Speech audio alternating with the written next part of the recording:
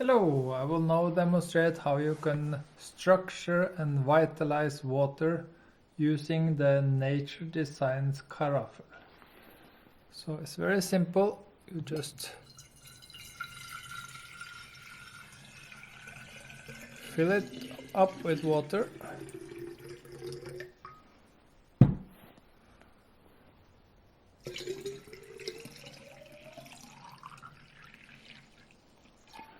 And leave it a few minutes, then the structure of the water will be very nice and energized.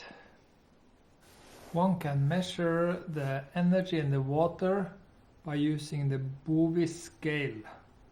It measures energy and life force within the water. And it has been measured for the Alladin Carafe, which is this one. For a 1 minute they climbed from a very small value to 18,500. You can see in the screenshots. This is based on the golden ratio.